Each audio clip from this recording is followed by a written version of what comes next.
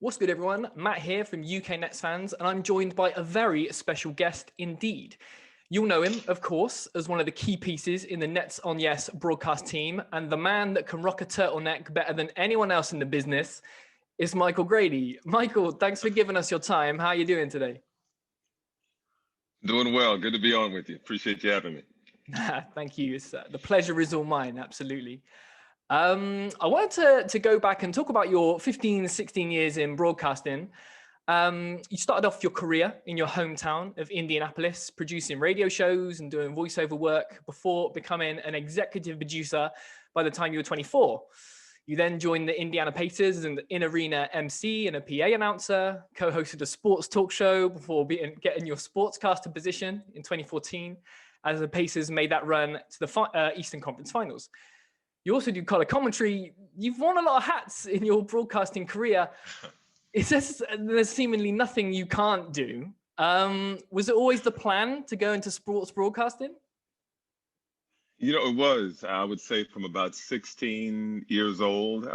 Even before that, there were little seeds planted that would kind of shape my future. But I think it all came full circle around my junior year of high school when I realized that this is, absolutely what I want to do when I was doing play-by-play for the high school basketball team. So, and they made a long run in the Indiana high school basketball tournament, and just following them along and following that journey and being a part of telling their stories, even though it was on that high school level, it was amazing. And so whatever it took, I loved every aspect of sports broadcasting and broadcasting in general. So whatever was thrown my way, I was happy to take it on and just see where the journey would take me.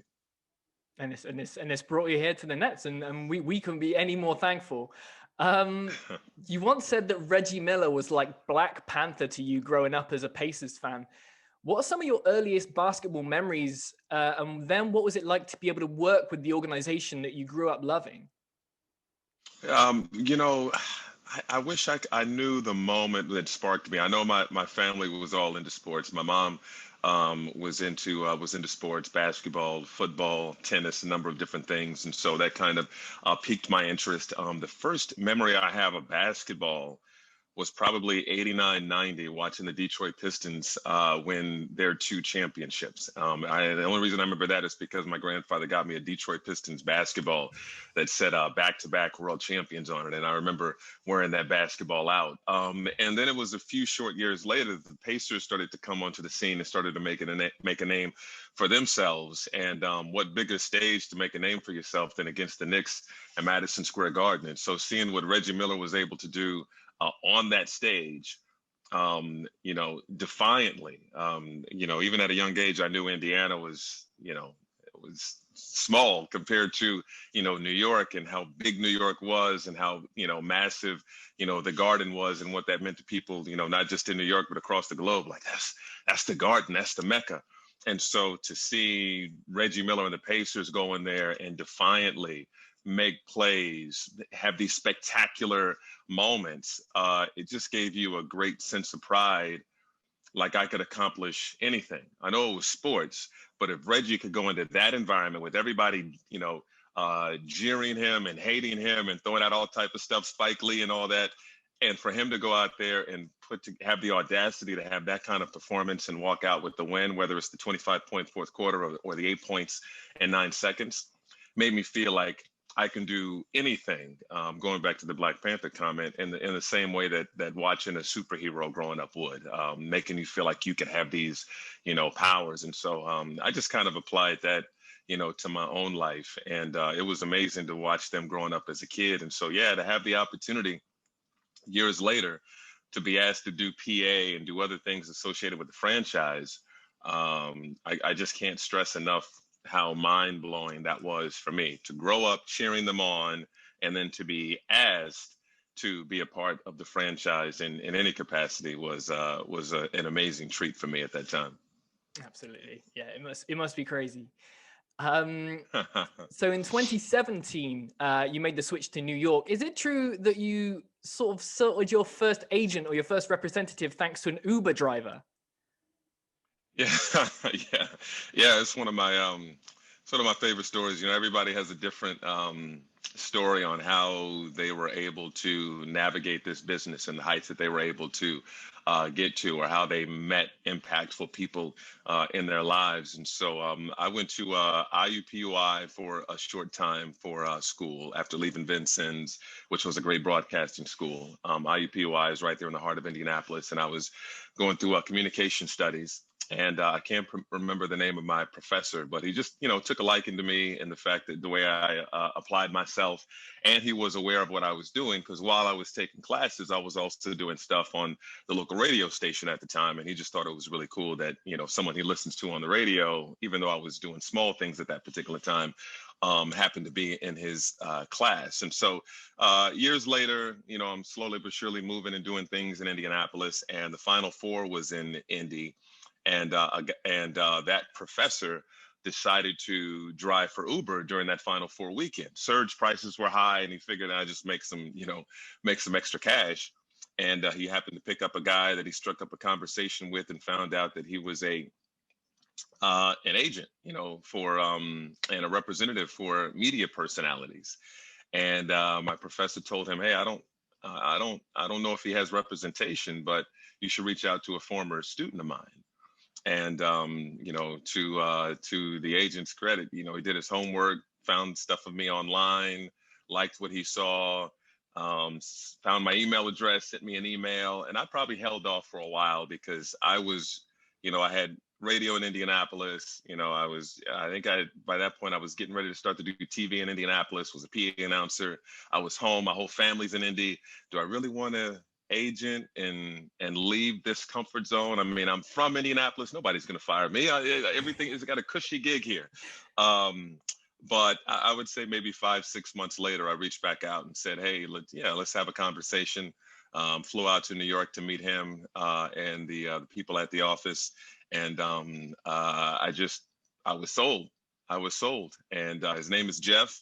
And we signed a contract not long after that. And he was the one that found me the opportunity in Brooklyn, New York with Yes Network, man. And I couldn't be more thankful. And so, yeah, if my professor didn't decide to drive for Uber that weekend, if he was not a social person and decided not to spark a conversation in the car, I probably wouldn't be talking to you here today. I would be doing something else, probably still in media, but I don't know that I would be here talking to you about the Brooklyn Nets today.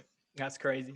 I think it's the measure of a man is what people say about them in sort of when they're not around. So I think you've obviously made a great impression of him, and that's just testament to your character as a person. But taking us into the Nets, the Yes Network, you did make the switch from Indy to Brooklyn, and you've joined the incomparable team at the Nets Yes Network. Your team is clearly very close and has a reputation as the best in the business. What's it been like working with the likes of Iron Eagle, Sarah Kustok, RJ, and Ryan Ruocco? Well, it sounds corny when we say it all the time, but it really is a family atmosphere.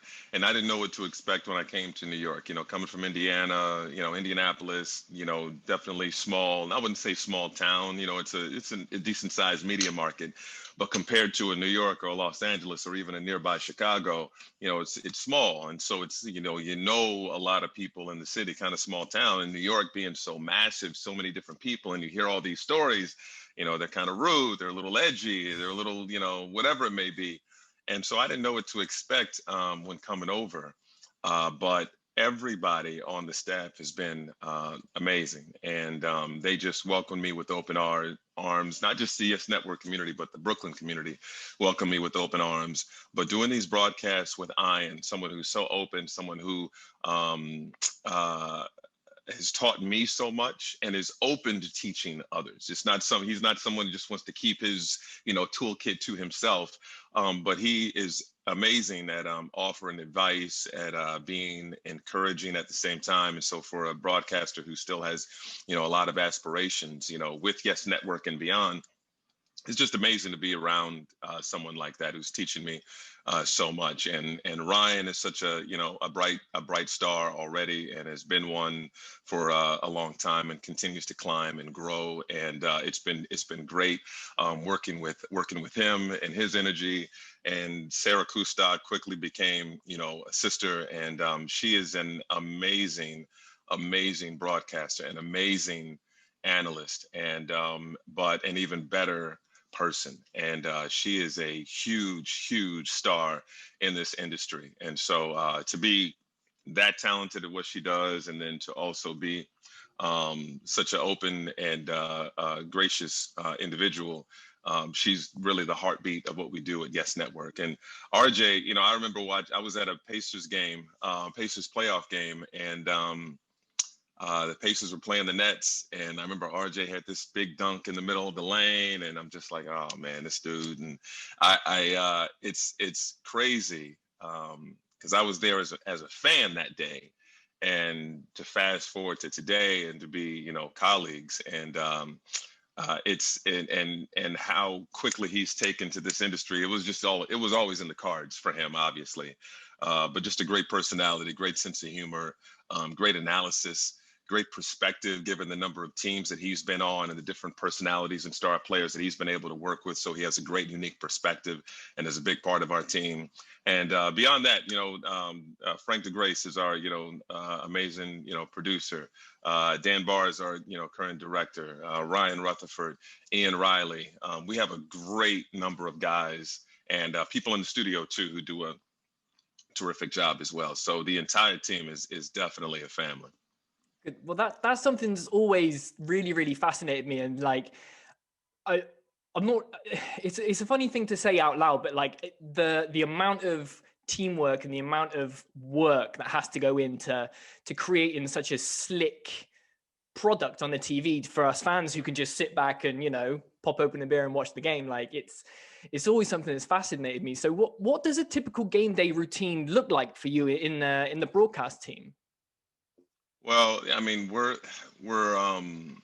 even when we're off the clock, we're on the clock. We're always finding little nuggets. We're reading little articles. The Nets have a practice today, and so we'll have conversation with players and Steve Nash after the practice, and just trying to get an idea of what this team is all about, their identity that they're trying to develop, their mindset, heading into each and every game over the course of this, even though it's a condensed season, it's still a long season. So it's just trying to have a better understanding and figure out the stories that you want to tell and how you want to tell them. And that's a day-to-day process. And so, so on a game day, Frank DeGrace does a great job of sending us little nuggets, storylines headed into the game, an outline for the broadcast from pregame through post-game. Ian's working on what he needs to work on to get ready for the game. Sarah's doing her thing. If it's Ryan, he's getting himself prepared. I'm thinking about what questions I want to ask the coach and the players just before the game, and then how things will go in the stories that we may tell during the game. So you may have some stuff prepared, and then you just kind of see how the game flows and how you want to insert this nugget, that storyline, or whatever it may be. So yeah, our job, really just, storytellers, and being the liaison between these great players and this amazing fan base. And so that's really the goal each and every night. And it's exciting. I mean, we have a lot of fun on the broadcast, and I love the sense of humor. I'm someone who's real lighthearted and loves to joke, doesn't take things too seriously. And so I just felt like I fit right in with Ian, his sense of humor, Sarah, her sense of humor, Ryan, the same respect, RJ. But in the same way that we can be entertaining, we're going to break the game down and do an amazing job with that too. So it's work hard, play hard. And when you're prepared, I feel like it takes a lot of pressure off, and we make sure that we come into every game as prepared as we can be. Absolutely. You took the words right out of my mouth. You guys just seem to embody that work hard, play hard. And as long as you're confident in the work that you've done, then that means you can kind of show off that chemistry that you guys clearly have. And if you could bottle that, then you'd be onto a winner. But you touched on it there, like with with a background in, talk radio and all that kind of longer form discussion about sports and everything going around it, what are the challenges that kind of present themselves when you've only got a minute or 3 questions or something with a player or a coach who've just come out of the game and their head's still whirring? Does that have any kind of unique challenges to it? I think you get in a rhythm over time. I think when I started, I think the main thing for me is if I just, one thing is preparation. And then if I'm prepared, then I can be, confident. And that really goes back to an Arthur Ashe quote that I've kind of kept close to heart, and I always remind myself of, the key to success is self-confidence, and the key to self-confidence is preparation. And so when I first started, I'm, close to all these different personalities, players and things like that. It was D'Angelo Russell at the time when I first got there, and I'm as close to a team as I've ever been. I didn't travel with the Pacers. I was, just working home games and doing TV and radio and covering that team. But with the Nets, I'm on the road. I'm all over the place with these guys. And so, yeah, it can be intimidating, but I feel like guys can smell that intimidation. I think guys can smell that fear. And so one thing that I've always tried to psych myself out on is just to be confident, even if I don't know what I'm doing.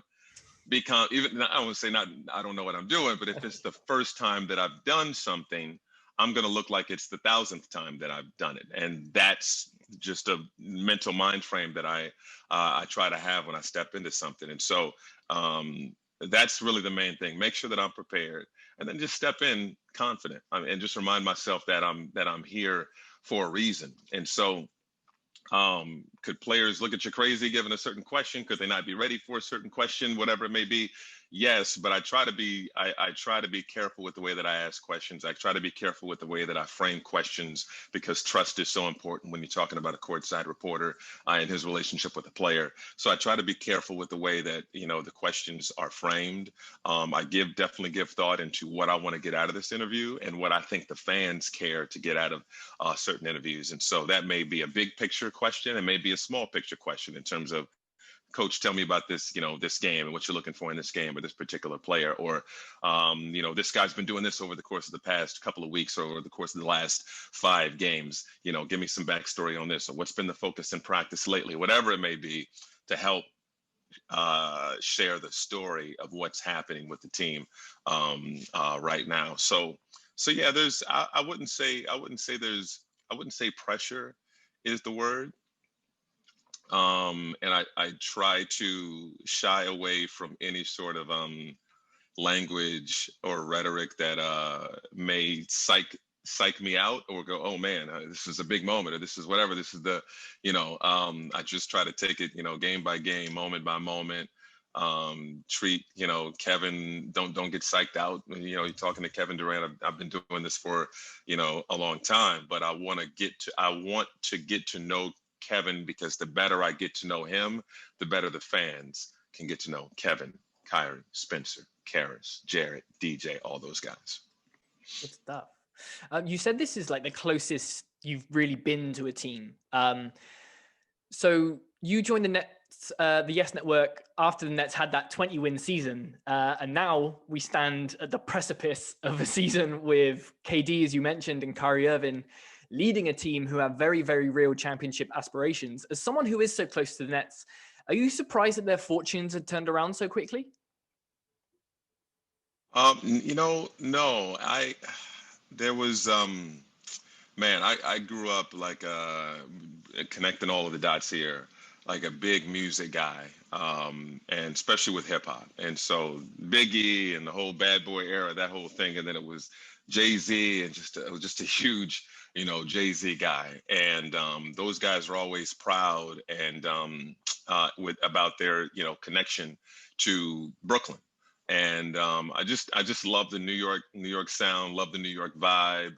And when I first visited New York, it felt comfortable, as crazy as that may sound, because of how much I entrenched myself in the music. And I'm around a lot of people who, even in Indiana and in the Midwest, who just had this great affinity for, New York and the artists who came out of New York, whether it's Nas and Queens, or, DMX, or, Wu-Tang, or whatever it may be. just a strong connection to New York, even though some of us had never visited New York. And so just the way that people up Brooklyn and pop culture and growing up in that, when the team announced that they were moving from New Jersey to Brooklyn, I just had a feeling that that was going to pop. You know, they needed stars for sure. But once you're able to get stars to Brooklyn and the way the Brooklyn community continues to grow, and it's just cool. I mean, there's really no other way to put it. It's just cool. I figured at some point, someone would break the mold, join the Nets, really get the ball rolling. Did I ever envision that it would be guys the caliber of a Kevin Durant and a Kyrie Irving? No, but a return to relevancy. Absolutely. It's just the kind of franchise that they have. Sean Marks has been a godsend to navigate through that, that trade with, Paul Pierce and Kevin Durant, losing all those draft picks, and for him to do what he was able to do, get a system in place where they have a great player development staff, giving Kenny Atkinson his credit too with what he was able to do with so many of the guys on the roster, watching Karis LeVert develop, Joe Harris develop, Jared Allen develop, and set that foundation. And not only that, I got to give credit to the guys who knew that they wouldn't be here to see the team get to the promised land, but still balled out despite that. DeMarre Carroll, Jared Dudley, there are guys in that ballpark. D'Angelo Russell playing a significant role as well. Trevor Booker, Rondae Hollis Jefferson given his time. There are a number of guys who were a part of this, and even before that, I can go even before that, but that played a big role in setting the foundation for the culture that Kyrie and Kevin found appealing to want to join. So yeah, I didn't know it would be to this magnitude again, but I figured eventually, Brooklyn being Brooklyn, it would eventually pop. Yeah, that sounds so familiar. I mean, you're talking to a guy that's across an ocean, and we do a weekly podcast about this Nets team, and it's exactly the same. It's you go over and visit, and it just feels so familiar because of all the cultural impact that it has. So that's definitely something that I completely see where you're coming from. Obviously, as you touched on, KD and Kyrie are going to get most of the attention from the media and from Nets fans, along with our core guys that have been here for a long time, like Karis and Spencer and Joe and Jarrett. Who have you heard that has been impressing in practice that's kind of going under the radar that you think is going to get some attention from Net fans as this season progresses? That question's been asked a lot, and nobody has really come up consistently. In past years, everybody was raving about Karis LeVert and what they were seeing from him. Really, the past couple of years, people have been raving about Karis. Now it's something that they expect. Spencer is something, seeing what we see from Spencer is something you expect. Joe Harris as a utility guy, a Swiss Army knife, who can do a little bit of everything. There's an expectation there. Jared Allen, we're looking forward to continuing to see, his growth. So I think there's nobody necessarily that's under the radar. I think as time goes on, guys like Bruce Brown may get his opportunities. People like what they've seen in a short amount of time from Reggie Perry, even though he is so young. I wish that Nick Claxton was not dealing with the knee injury, because I feel like he is someone that we would be talking about in that regard. So I'm hoping that he's able to get back to full strength very soon. But each of these guys have balled out, and a number of guys have said this is the most competitive training camp that they had ever been a part of. Absolutely, yes. I think with Nick Claxton especially, there's been so much hype about how impressive he's been sort of internally. It was going to be great to see him come back, and especially as a sort of position of need within the Nets, I think. So as UK-based basketball fans and Nets fans, we're lucky that our team plays in Brooklyn, and they call the city their home. So as a holiday destination, there's plenty to do. So in your eyes, if someone had one day or one weekend in Brooklyn, what would you recommend they see to get a feel of the city? What would they do? I would say have breakfast or brunch. This is in a normal Sorry, yeah. environment post COVID. But of course you want to take in a game, because I believe that Barclays Center, even though it's approaching a decade, in terms of how long it's been around, I still think it's one of the better arenas in the entire NBA. And so you definitely want to visit Barclays Center. And I can't even imagine what it's going to be like when fans are allowed back in the building. But Sweet Chick is my favorite, brunch spot, to get some good chicken and waffles. That's a great spot to go to. Great vibe in there. You got to go to Dumbo and soak in and take in the views there. Some really good places to eat, but on a nice warm day, that's a beautiful spot. Brooklyn Heights is a nice place to go to along the water as well, with more views, and you can get there walking along Dumbo. You got to get a great pizza slice, and there are a couple of great places right there in the Dumbo area where you could do that too. Yeah, make your way to Bed-Stuy. Walk through, check out old stomping grounds of Biggie Smalls. We talked about a little bit earlier. There's just a lot. It's just a lot, and really just walking around and just people watching, man. There's a pulse to Brooklyn, unlike any other place that I have been, that I just absolutely adore. And so really just walking around, even if you go to the Atlantic Avenue Barclays Center area and just kind of walking around there, I think everybody will enjoy it. Good stuff. I've been once and I need to go back, but yeah, yeah, I'll get there. So yes, you have to. Anyone that follows you on Instagram knows that you're as talented behind the camera as you are in front of it, as you're a keen photographer. Where's the spot you'd recommend in the city that you most like taking photos of? Best photo opportunity? Ooh, the Dumbo area is great. I've done a lot of photo shoots in that area, and some great spots. Is that famous spot where it's between a couple of buildings and you see that view of the Manhattan Bridge there. We use a shot of that in our Yes Network intro montage, which is a nice famous spot. But the views there are amazing, of the Brooklyn Bridge and then into Manhattan, and getting shots there too. So that's fantastic. There's rooftops around that area to where you can get an even better view. But that's probably, from a scenic standpoint, a great spot. But you can't go wrong. There's a lot of great areas along there. But I would say that area, for the views alone, will give you some great photography material. Nice. Do it for the gram, if nothing else. Yeah. So you grew up a big fan of Ahmad Rashad on NBA Inside Stuff, saying you like to get our players' personalities out there beyond just presenting them as basketball players. And you've taken Jarrett Allen on tours of Chinatown, sort of talking about getting around the city. What have been some of unexpected interests or talents you've seen from this team away from basketball? Everybody, I'd say music is the big thing that a lot of guys are getting into. And I think since quarantine, a lot of guys started taking it a little bit more seriously. And so Torian Prince is a guy that's very serious about his music. Kevin Durant divulged that he's been, doing music and tinkering with it for a while.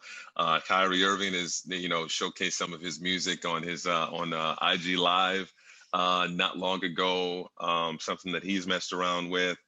Folks know, following Jarrett Allen since he joined the Nets, that he's just a big computer nerd, can take them apart, put them together. Plays a lot of video games, but also studies. I found wild the soundtracks of video games and the mood that the video game tries to put you in through music. And so he plays like Legend of Zelda, and has analyzed the music that they utilize in that game, which is just, I don't know, it's wild. Spencer Dinwiddie with all the stuff that he's into. I mean, he's into a lot of different things, of course, a lot of business endeavors and things like that. But also we're really into cooking, and prides himself as being a big time cook. Karis looks like he's gotten heavy into fashion now, and so he's a whole Instagram influencer now. Yeah, no doubt, no doubt. And his what he was wearing that first game against Golden State was different. So he's embraced his artistic side from a fashion standpoint, and I'm all for it.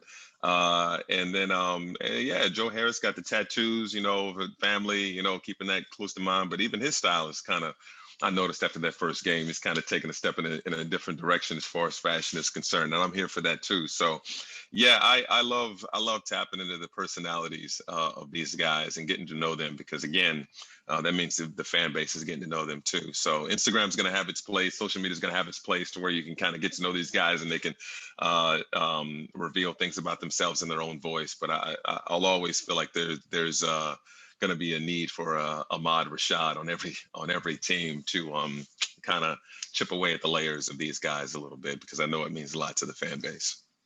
It certainly does. Michael, you've been really, really generous with your time.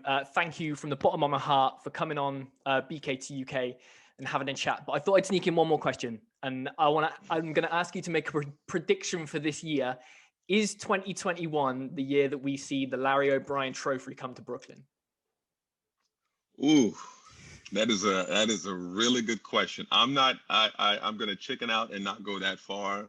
I will go as far as to say that I believe right now, if this team can stay healthy, I believe right now that the Nets will represent the Eastern Conference in the NBA Finals.